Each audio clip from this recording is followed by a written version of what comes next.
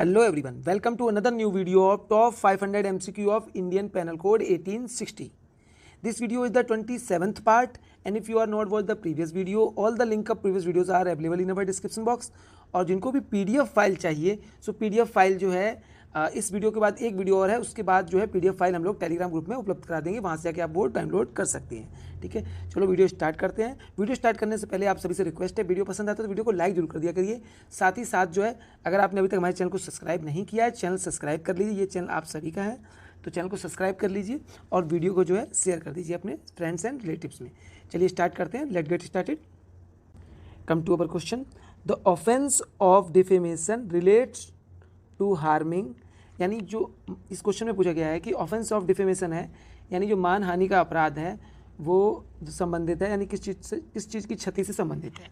तो पहला देख लेते हैं, association of a person, option B property of a person, option C family of a person, option D reputation of a person. तो बिल्कुल जो offence of defamation is related to harming the reputation of a person, तो किसी व्यक्ति का person शब्द में इसमें लिविंग और नॉन लिविंग दोनों आते हैं, यानी कंपनीज भी इसमें शामिल हो जाती हैं।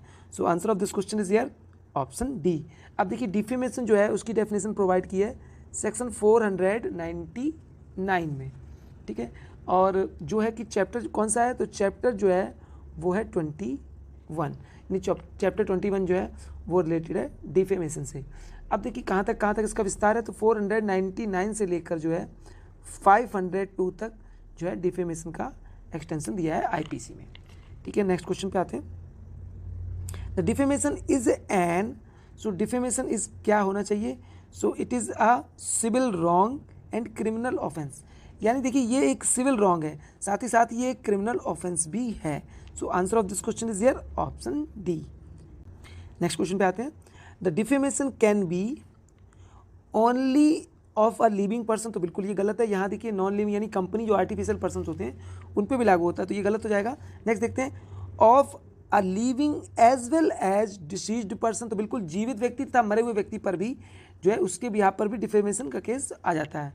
नेक्स्ट देखते हैं, of an individual a company और एसोसिएशन, तो बिल्कुल ऑफ एन इंडिविजुअल और कंपनी और एसोसिएशंस की तरफ से भी डिफेमेशन का केस हो सकता है। और कलेक्शंस ऑफ पर्सन, तो कई लोगों के समूह से भी किया जा सकता है। सो बिल्कुल यहाँ पर ऑप्शन बी और सी दोनों सही है। So answer here option D, both B and C. ठीक है, नेक्स्ट क्वेश्चन पे आते हैं। What is not defamation.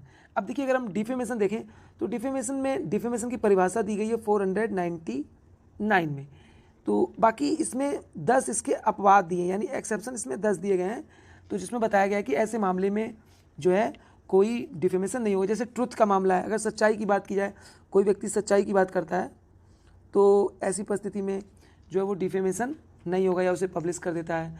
Public servant है, वो कोई कार्य कर रहा है तब नहीं होगा। कोर्ट की प्रोसीडिंग में कोई बात होती है या कोर्ट के ऑर्डर है, विटनेस कोई गवाही देता है, तो ऐसे केसेस में जो है डिफेमेशन नहीं होता है। ठीक है, तो देखते हैं यहाँ पे not a defamation. Publication of any imputation, तो बिल्कुल ये डिफेमेशन हो जाएगा। अगर किसी के इम्प्यूटेशन का पब्लिकेशन करते हैं तो इम्प्यूटेशन हो जाता है, तो डिफेमेशन हो जाएगा। बी देखते हैं, imputation to a deceased person, तो ये भी डिफेमेशन है। इम्प्यूटेशन टू अ कंपनी, तो बिल्कुल ये भी डिफेमेशन हो जाएगा। Opinion regarding a public conduct of a public servant, बिल्कुल अगर ओपिनियन है किसी रिगार्डिंग यानी संबंधित किसी पब्लिक सर्वेंट का, तो फिर वहाँ पर यहाँ पर ये डिफेमेशन नहीं होगा। तो opinion regarding public conduct of a public servant, तो किसी पब्लिक सर्वेंट का जो पब्लिक कंडक्ट है उससे संबंधित अगर कोई ओपिनियन, तो फिर ये डिफेमेशन नहीं होगा। So answer here option D. Next question पे आते हैं। How many exceptions have been provided for the offence of defamation under section 499 of the Indian panel code. So clear है, यहाँ पे हम पहले बात कर चुके हैं इसकी, यानी यहाँ पर 10 एक्सेप्शंस दिए हुए। So answer of this question is here option B. अब देखिए हम 10 के 10 यहाँ पर डिस्कस नहीं करेंगे, अदरवाइज वीडियो बहुत यहाँ पर लंबा हो जाता है। ठीक है, नेक्स्ट क्वेश्चन पे आते हैं। A in good faith says of a book published by Z that जेड्स book is indecent, Z must be a man of impure mind. देखिए ए जो है वो गुड सद्भावना के साथ यानी गुड फेथ के साथ कहता है कि जेड ने जो बुक पब्लिश की है वो इनडिसेंट है, यानी कि उसमें अच्छी बातें नहीं है, मतलब अश्लील या उस तरह की बुक्स है, तो एंड जेड मस्ट बी, यानी जेड जो है निश्चित ही रूप से कैसा, इम्प्योर माइंड का, यानी अच्छे मस्तिष्क का व्यक्ति नहीं है। Is this state defamation punishable under section 500 of IPC.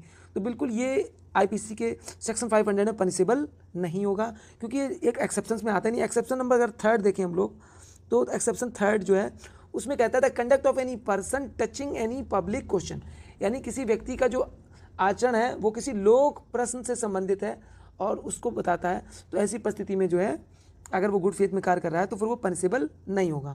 और बिल्कुल इसका इलस्ट्रेशन भी सेम इसी क्वेश्चन से रिलेटेड है। तो ठीक है, answer of this question is here option B, no he is not liable here under section 500 because it fall with in one of the exception of section 499 of IPC. Come to the next question. A magistrate making a report to superior officer about B's character, imputation made in good faith and for public goods, A commit। देखिए यहाँ पर क्या है कि A जो है एक magistrate है जो एक रिपोर्ट बनाता है और वो रिपोर्ट वो अपने सुपीरियर ऑफिसर को देता है सद्भावना पूर्वक जो है बी के करेक्टर के लिए, जिसने बी का करेक्टर जो है उसने उस पर लांछन लगाता है और उसको अच्छा यहाँ पर नहीं दिखाता है, और ऐसा कार्य उसने सद्भावना पूर्वक किया है और पब्लिक गुड्स यानी पब्लिक की अच्छाई के लिए, सामाजिक रूप से अच्छाई के लिए भी किया है। तो ए हैज़ कमिटेड, तो ए ने यहाँ पर कौन सा अपराध किया है? तो देखिए पहली बात, ये जो क्वेश्चन है ये रिलेटेड है सेक्शन 499 का जो अपवाद नंबर 7 है उससे रिलेटेड है, यानी ये 7th एक्सेप्शन से। अब 7th एक्सेप्शन कहता क्या है? वो कहता है कि the sensor passed in good faith bye a person having a lawful authority over another. अगर देखा जाए तो किसी अन्य व्यक्ति के ऊपर विधि पूर्ण प्राधिकार रखने वाले व्यक्ति द्वारा सद्भावना पूर्वक परिनिंदा की गई है, तो परिनिंदा यहाँ रिपोर्ट बनाई गई है तो सद्भावना पूर्वक बनाई है, तो उससे रिलेटेड है। तो ऐसा व्यक्ति यहाँ विधि पूर्व प्राधिकार भी रखता है मजिस्ट्रेट रिपोर्ट बनाने का, तो यहाँ पर जो है वह किसी भी अपराध के लिए रिस्पॉन्सिबल नहीं हो जाएगा। तो answer of this question is here option C, no offence as it is with in the exception under section 499। ठीक है, नेक्स्ट क्वेश्चन पे आते हैं। The cognizance of offense of defamation under chapter 21 of IPC can be taken। देखिए बहुत ही अच्छा question है, कई बार ये डिफरेंट प्रीवियस एग्जाम्स में पूछा गया है। और देखिए इस क्वेश्चन में ये पूछा कि संज्ञान जो है मजिस्ट्रेट जो यहाँ पर लिया जा रहा है इस डिफेमेशन यानी मानहानि के अपराध का चैप्टर 21 में आईपीसी के, वो कैन बी टेकन लिया जा सकता है, कब लिया जा सकता है? तो देखिए ये क्वेश्चन अगर देखा जाए तो हम लोग आईपीसी में यहाँ देख रहे हैं, मगर ये रियल में क्वेश्चन जो है वो सीआरपीसी से रिलेटेड है और सीआरपीसी का जो सेक्शन है वो है 199। तो सेक्शन 199 से रिलेटेड है। अब देखिए वहाँ क्लियर बताया गया 199 में प्रोसिक्यूशन ऑफ डिफेमेशन की बात की है, तो वहाँ पर बताया गया कि जो मजिस्ट्रेट संज्ञान लेगा वो अन्यथा और किसी तरीके से सिर्फ जो एग्राइव्ड पार्टी जिसका डिफेमेशन हुआ है उसकी कंप्लेन पर लेगा, यानी ऑन कंप्लेन लेगा। तो ये चीज़ सीआरपीसी का सेक्शन 199 इस चीज़ से डील करता है। सो क्लियरली यहाँ पर जो आंसर हो जाएगा वो हो जाएगा on a complain made by an aggrieved person. ठीक है, तो answer of this question is here option B, यानी जो संज्ञान लेगा magistrate on complain of aggrieved person लेगा, ना कि पुलिस रिपोर्ट के थ्रू और ना ही सू मोटो ले सकता है। तो ठीक है, clear answer option B. Next question पे आते हैं। Of the following are exception to defamation. तो पहला देखते हैं imputation of truth for public good. तो बिल्कुल यहाँ पर कोई व्यक्ति इम्पुटेशन करता है सच्चाई के साथ और वो पब्लिक सामान्य जनसामान्य की अच्छाई के लिए, तो बिल्कुल ये ठीक है, यहाँ पर ये एक्सेप्शन में आ जाता है। The public conduct of public servant, बिल्कुल ये भी यहाँ पर एक्सेप्शंस में सेकंड में। लिटरेरी क्रिटिसिज्म ये भी यहाँ पर आ जाता है, तो बिल्कुल तीनों ही यहाँ पर हो जाएंगे। So answer of this question is here option B, sorry option D. Come to the next question. An imputation in the form of alternative और एक्सप्रेस्ड आयरनिकली में।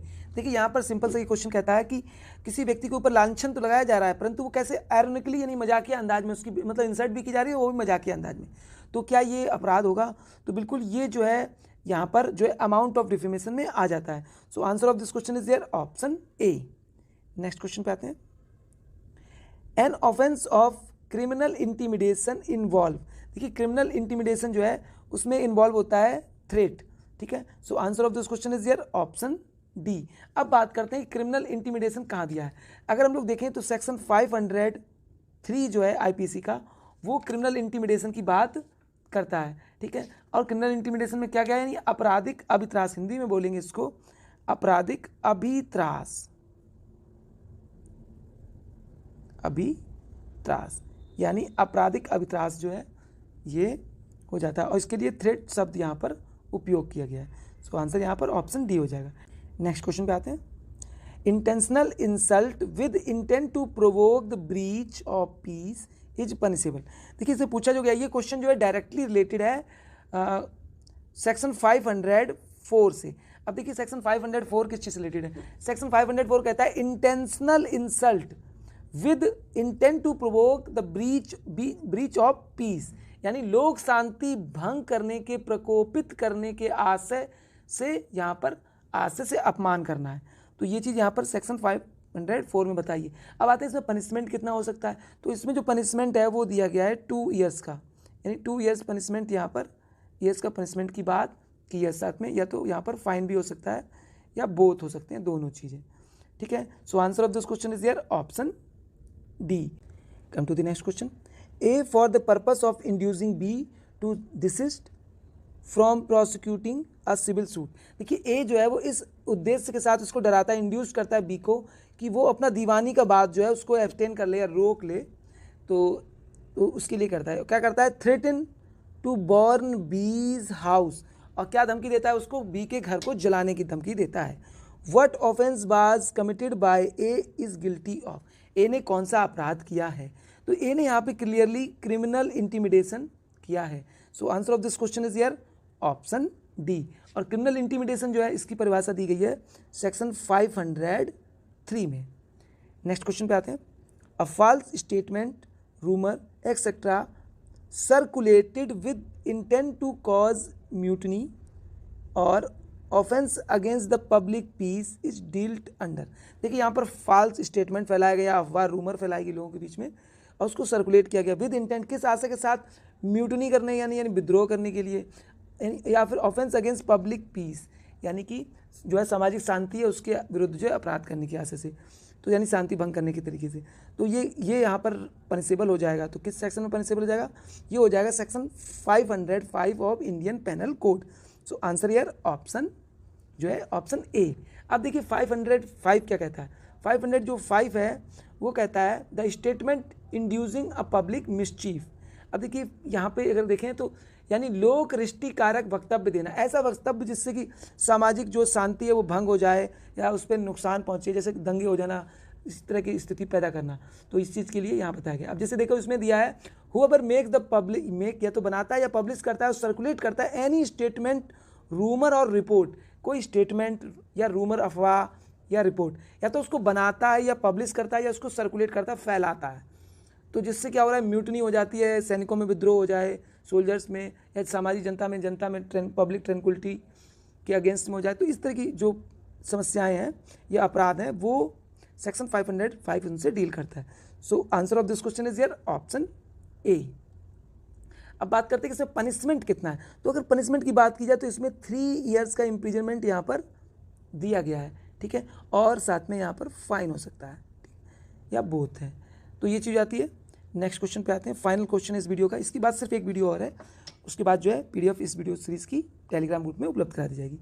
विच one of the following provision of the Indian panel Code, ये I यहाँ से अलग हो गया इन, so Indian panel Code punishes the misconduct in public, यहाँ पे थोड़ा सा डिफरेंस स्पेस आ गया, बाय अ ड्रंकन पर्सन। बहुत ही मोस्ट इंपॉर्टेंट क्वेश्चन है ये, और ये सबसे लीस्ट पनिशमेंट अगर देखा जाए तो आईपीसी का इसी सेक्शन में दिया गया है। तो ये देखिए कहता है इसमें से कौन सा जो प्रोविज़न है वो इंडियन पेनल कोड का दंड का प्रावधान करता है मिसकंडक्ट इन पब्लिक, यानी कि कोई व्यक्ति है जो मिसकंडक्ट करता है पब्लिक प्लेस पे। और कौन है, कैसा व्यक्ति? वो ड्रंकन पर्सन, यानी कि एक तरह से बेवड़ा कह सकते हैं उसको, या जो है पिया हुआ व्यक्ति है उसको। तो इसका जो पनिशमेंट है, इसका प्रोविजन दिया है वो सेक्शन 510 में दिया है। So answer of this question is here option D. बहुत ही अच्छा क्वेश्चन है। अब देखिए इसमें सज़ा कितनी मिलती है। तो अगर हम इसमें सज़ा देखते हैं तो इसमें 24 आवर्स का इम्प्रिजनमेंट की बात की है, सबसे कम इंडियन पेनल कोड में इसी सेक्शन में सजा है, यानी 24 आवर्स की सज़ा दी है। 1 डे ना होकर यहाँ 24 शब्द यूज किया गया। जबकि फ़ाइन जो है वो 10 रुपीज़ का यहाँ पर फ़ाइन दिया गया है, जो कि अभी तक का सबसे लोएस्ट फ़ाइन है यहाँ पर 10 रुपीज़ का। तो ये चीज़ यहाँ पर हो जाती है। सो आंसर यहाँ पे ऑप्शन डी हो जाता है। इसी के साथ इस वीडियो को हम लोग समाप्त करते हैं। नेक्स्ट वीडियो में हम लोग अगले 15 क्वेश्चंस के लिए मिलेंगे, और वो इस वीडियो सीरीज़ का फाइनल वीडियो होगा। इसी के साथ thank you for watching Indian judicial service.